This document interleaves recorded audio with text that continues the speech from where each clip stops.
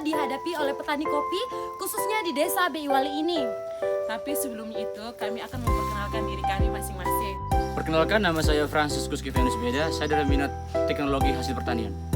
Oke, perkenalkan nama lengkap saya Maria Trasyana Jarmat, saya dari minat perlindungan tanaman.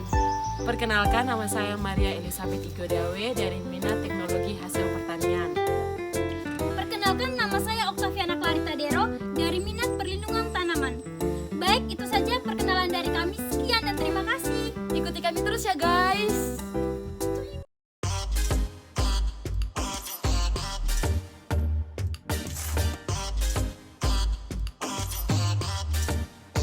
Baik, permasalahan yang pertama yang kami temukan yaitu adanya gulma di sekitar tanaman kopi.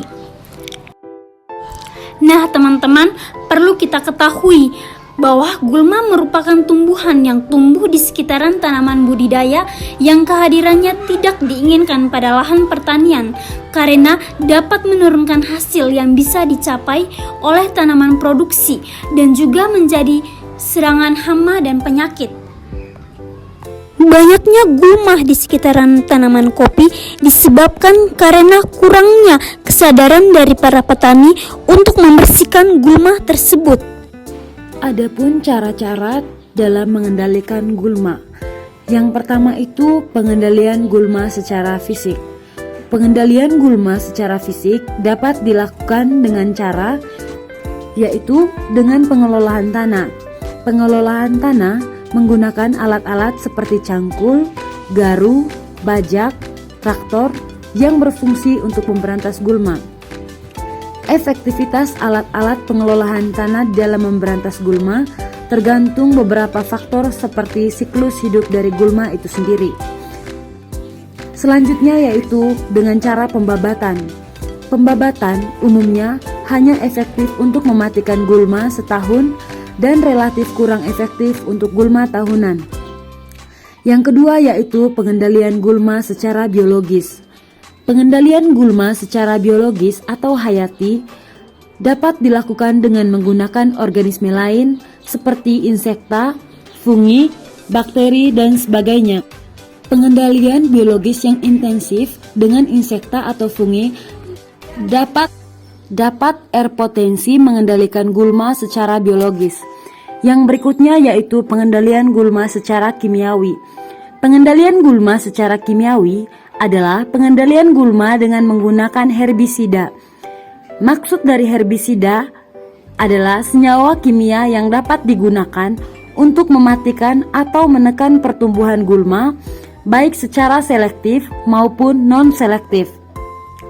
Pengendalian gulma pada perkebunan kopi yang dinilai cukup efektif dan efisien yaitu dengan pengendalian menggunakan herbisida berbahan aktif glisofat.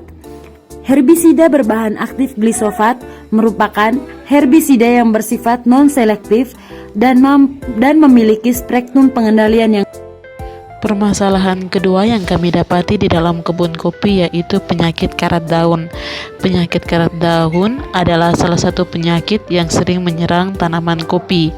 Serangan umumnya terjadi pada bagian bawah daun, diawali dengan gejala luka berwarna kuning yang menutupi bedak atau noda yang tampak pada permukaan bagian bawah daun. Pada luka yang masih muda, tampak noda kuning pucat dengan jelas sehingga daun akan mengering dan gugur, yang akhirnya mengakibatkan tanaman menjadi gundul.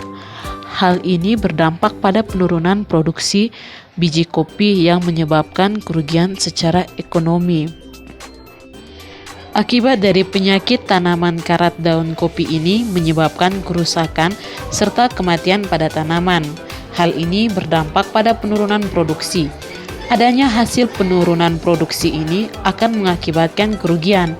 Kerugian yang terjadi dapat berupa kerugian langsung dan tidak langsung. Kerugian langsungnya adalah kerugian yang dialami oleh petani akibat adanya serangan karat tersebut. Yang berikut, cara untuk mengatasi atau mengendalikan penyakit karat daun pada kopi. Pertama, pengendalian karat daun pada kopi dapat dilakukan dengan cara memperbaiki sistem budidaya. Hal yang perlu diperhatikan dalam sistem budidaya ini adalah kebersihan dan sanitasi lingkungan kebun, seperti penyiangan gulma, pembuangan tunas air, pemangkasan, serta pengaturan intensitas cahaya dan naungan. Penerapan sistem budidaya yang baik dan benar dapat menurunkan kerusakan kopi oleh karat daun. Yang kedua, pengendalian secara biologis merupakan pengendalian menggunakan musuh alami. Salah satu musuh alami yang dapat digunakan untuk menekan perkembangan karat daun adalah jamur verticillium, yaitu jamur hiperparasit yang dapat memarasit jamur parasit lain sehingga dapat mengurangi potensi perkembangan penyakit.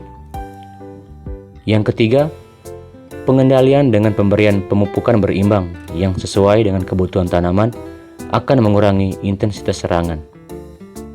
Yang keempat, pengendalian secara kimia dilakukan setelah serangan karat daun mencapai ambang toleransi 20% daun kopi terserang. Aplikasi dilakukan dengan penggunaan fungisida kontak dan atau sistemik. Pemakaian fungisida sistemik disarankan tidak lebih dari 2 kali setahun. Tetapi, pengendalian karat daun kopi yang dilakukan oleh petani desa Bewali adalah hanya dengan melakukan pemangkasan pada ranting kopi yang daunnya terserang penyakit karat daun. Tujuan dari pemangkasan ranting adalah untuk mengurangi atau menghilangkan daun kopi yang terserang penyakit karat daun agar tidak mempengaruhi proses pembuahan kopi sehingga kopi yang dihasilkan berkualitas baik.